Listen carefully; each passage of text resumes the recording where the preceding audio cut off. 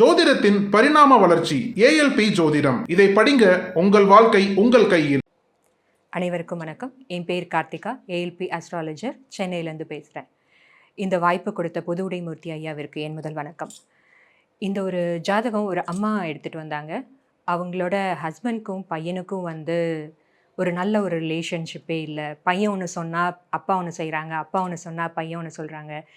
வீட்டில் எப்போ பார்த்தாலும் சண்டை நடந்துக்கிட்டே இருக்கு அவங்க ரெண்டு பேருக்குள்ளே. யார் பக்கம் நிற்கிறதுனே எனக்கு தெரியல, ரொம்ப குழப்பமாக இருக்குது, இது என்ன தான் பண்ணுறதுன்னு தெரியல. ஏற்கனவே ஜாதகம் பார்த்துருக்கேன். அவங்க சொன்னது என்னென்னா இவங்களுக்கு இப்படி தான் இருக்கும் அப்படின்னாங்க. ஆனால் அவங்க சொன்னதுக்கு ரீசன் என்னென்னா, அந்த அப்பாவோட ஜென்ம லக்னம் தனுசு, தனுசுக்கு 5ஆம் இடம் பையன். அதில் கேது இருக்கிறதுனால பையனுக்கும் அப்பாவுக்கும் டிட்டாச்மெண்ட்டுங்கிறது ஒரு பாயிண்ட். ரெண்டாவது பாயிண்ட் பையனுக்கு சிம்ம லக்னம், சூரியன் அதிபதி.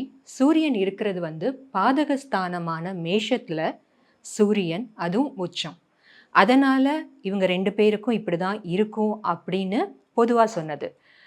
ஏஎல்பி மெத்தடாலஜியில் அப்படி கிடையாது.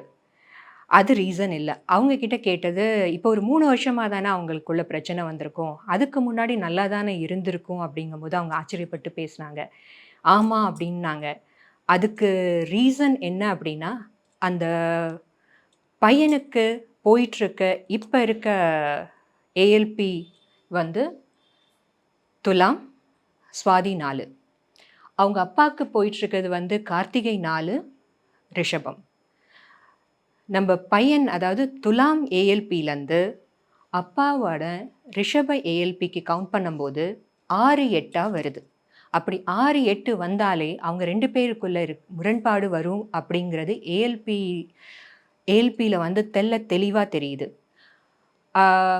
இப்போ போயிட்டுருக்கிறது சுவாதி 4, சுவாதி 4 முடிஞ்சு விசாகம் 1, 2, 3 முடிஞ்சு அடுத்தது விசாகம் 4 லக்ன புள்ளி மாறும்போது பையனுக்கு விருச்சிக ஏஎல்பியாகவும் அப்பாவுக்கு ரிஷப ஏஎல்பியாக வரும். அப்போ 7 வர்றதுனால அவங்களுக்கு சுமூகமாக இருக்கும்.